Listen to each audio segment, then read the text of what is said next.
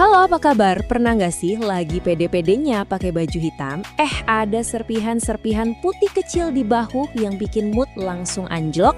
Nah, hari ini kita bakal ngobrolin soal ketombe. Tapi kita nggak akan lihat ketombe sebagai musuh, melainkan sebagai pesan. Ya, pesan penting dari tubuh kita. Yuk kita cari tahu bareng-bareng apa sih pesannya? Pasti udah gak asing lagi kan sama skenario ini. Baju hitam favorit udah siap, mau pergi, pas ngaca malah lihat ada salju di bahu. Belum lagi rasa gatalnya yang ampun, gak berhenti-berhenti, bikin pengen garuk kepala terus. Ini tuh bukan cuma sekedar gangguan kecil, tapi benar-benar bisa bikin frustrasi dan ganggu kepercayaan diri. Oke, disinilah kita akan mengubah cara pandang kita soal ketombe. Gimana kalau saya bilang, sampo mahal yang ada di kamar mandi itu sebenarnya cuma solusi sementara. Ibaratnya nih kita punya rumput kering, terus kita cat hijau biar kelihatan seger. Ya kelihatan bagus sesaat, tapi kita nggak pernah siram akarnya. Nah, poin utamanya di sini, akar masalah ketombe itu seringnya ada di dalam tubuh kita. Sebelum kita bisa menangani masalah ini sampai tuntas, kita harus kenalan dulu nih sama musuh kita ini. Jadi, kita nggak cuma lihat serpihan putihnya aja, tapi kita bakal coba intip apa sih yang sebenarnya terjadi di kulit kepala kita. Secara biologis, ketombe itu apa sih? Gini deh penjelasannya. Kulit kepala kita itu sama kayak kulit di bagian tubuh lain, selalu ganti sel baru. Sel-sel kulit yang lama bakal mati dan rontok, terus diganti sama yang baru. Normalnya proses itu tuh halus banget sampai kita nggak sadar. Tapi kalau kita ketombean, proses ini jadi kacau. Jalannya jadi ngebut banget, terlalu cepat. Akibatnya sel-sel kulit mati jadi numpuk, nempel satu sama lain, dan jadilah serpihan yang kita lihat itu. Jadi penting buat diingat ya, ketombe itu bukan kotoran, tapi proses ganti kulit yang lagi nggak seimbang. Nah, ini dia pertanyaan utamanya.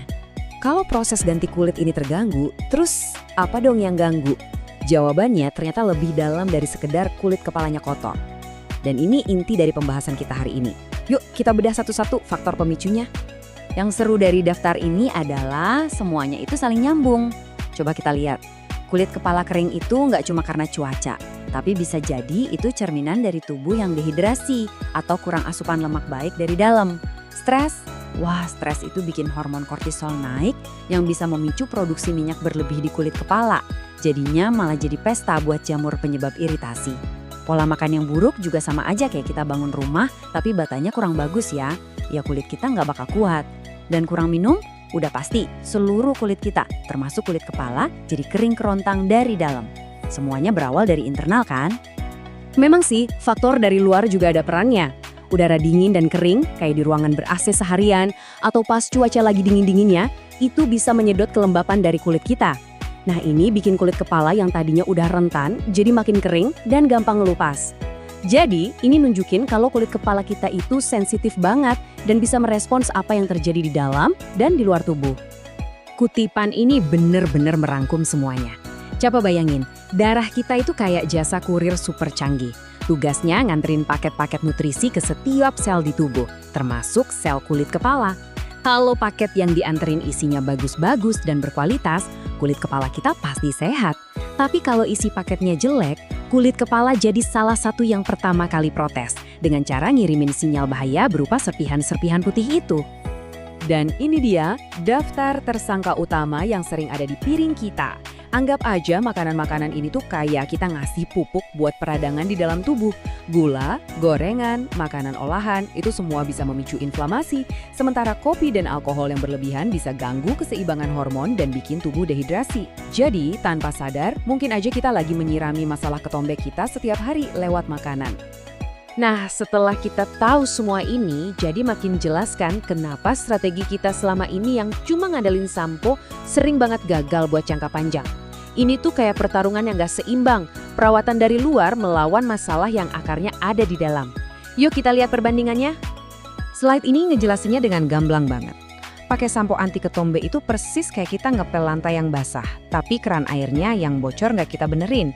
Ya lantainya bakal kering sebentar, tapi habis itu pasti basah lagi kan? Sampo itu cuma ngebersihin gejalanya di permukaan. Di sisi lain, kalau kita beresin akar masalahnya, yaitu kondisi di dalam tubuh kita, itu sama aja kayak kita matiin keran yang bocor. Solusinya jadi beneran tuntas dan buat jangka panjang. Oke, kita udah paham masalahnya sampai ke akar-akarnya. Sekarang, bagian yang paling ditunggu-tunggu, solusinya. Kabar baiknya, solusinya ini nggak ribet kok. Semuanya berpusat pada 3 prinsip dasar yang bisa kita mulai lakuin dari sekarang. Jadi ada 3 pilar utama nih yang bakal jadi fondasi kita buat membangun kulit kepala yang sehat, bener-bener sehat dan tahan lama. Ini bukan soal perbaikan kilat atau trik sesaat ya, ini tentang membangun kembali keseimbangan tubuh kita dari awal. Ini dia 3 prinsipnya. Pertama, kita cari tahu dan atasi pemicu utamanya, misalnya stres atau pola makan. Kedua, kita secara sadar kasih tubuh kita nutrisi yang dibutuhin. Dan ketiga, kita bantu kulit kepala dari luar dan dalam buat jaga kelembapannya. Yuk, kita bedah satu persatu lebih dalam. Langkah pertama dan paling dasar adalah apa yang kita makan. Coba deh fokus ke real food, makanan yang bentuknya masih asli. Sayuran hijau kayak bayam, buah-buahan, kacang-kacangan, itu semua ngasih antioksidan buat lawan peradangan. Plus vitamin dan mineral yang penting banget buat regenerasi kulit yang sehat. Dan jangan pernah sepelekan air putih. Anggap aja setiap gelas air itu adalah pelembab yang kita minum buat kulit kepala kita dari dalam. Sambil kita benerin dari dalam, kita juga bisa kasih pertolongan pertama dari luar. Lidah buaya ini anugerah banget dari alam. Dia bisa menenangkan kulit yang lagi iritasi dan juga melembabkan banget. Caranya gampang, tinggal olesin gelnya terus pijat pelan-pelan. Nah, pijatannya ini penting banget karena bisa bantu melancarkan sirkulasi darah. Jadi nutrisi-nutrisi bagus dari makanan kita bisa langsung diantar ke akar rambut. Oh iya, pastiin kukunya pendek ya, biar nggak malah bikin luka atau iritasi baru. Kadang-kadang walaupun pola makan kita udah bagus, kita masih butuh sedikit bantuan ekstra. Nah, nutrisi-nutrisi ini ibarat pasukan khusus buat kesehatan kulit. Omega 3 dari minyak ikan misalnya, itu jagoan banget buat ngelawan peradangan. Vitamin A bantu ngatur produksi minyak di kulit kepala biar nggak berlebihan. Vitamin B kompleks penting buat metabolisme sel. Dan vitamin E itu antioksidan yang melindungi sel kulit dari kerusakan. Suplemen kayak Evening Primrose Oil juga dikenal bisa bantu menyeimbangkan hormon. Ini bisa jadi pelengkap yang bagus banget buat program perbaikan kita. Sebagai tambahan, beberapa essential oil atau minyak esensial juga punya khasiat yang luar biasa. Tea tree oil contohnya itu terkenal banget sifat anti jamur dan antibakterinya. Lavender bisa menenangkan kulit yang lagi meradang. Tapi kuncinya satu, jangan pernah pakai langsung ke kulit. Ini penting banget. Selalu campurkan beberapa tetes aja ke minyak pembawa atau carrier oil, kayak minyak kelapa atau minyak zaitun sebelum dioleskan. Oke, kita udah bahas makanan, perawatan dari luar, dan suplemen. Tapi semua usaha itu bisa jadi sia-sia kalau kita abai sama satu faktor utama ini. Faktor yang sering kita lupain padahal dia bisa mensabotase semua kemajuan kita. Inilah dia sang game changer-nya. Betul sekali, stres.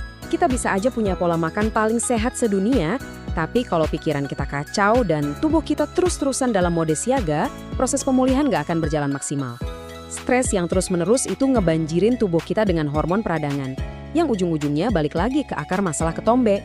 Jadi, ngelola stres lewat tidur cukup, meditasi, atau apapun yang bikin kita tenang, itu bukan lagi tambahan tapi bagian wajib dari solusi. Jadi inilah kesimpulan besarnya. Coba deh anggap ketombe itu bukan musuh yang harus dibasmi, tapi sebagai seorang pembawa pesan. Sebuah pesan dari tubuh kita yang mungkin dengan cara yang agak ganggu, lagi berusaha ngasih tahu kita kalau ada sesuatu di dalam yang butuh perhatian lebih. Bisa jadi itu nutrisi kita, tingkat hidrasi kita, atau mungkin ketenangan pikiran kita. Dan saya mau nutup pembahasan kita kali ini dengan pertanyaan ini untuk direnungkan. Daripada kita cuma nanya, gimana cara ngilangin serpihan ini? Coba deh kita ganti pertanyaannya jadi, apa ya yang sebenarnya lagi coba disampaikan sama tubuh saya lewat kulit kepala ini? Dengan mengubah pertanyaannya, kita mengubah segalanya. Dari sekedar menutupi gejala, menjadi benar-benar mendengarkan dan menyembuhkan diri kita dari dalam. Terima kasih sudah menyimak.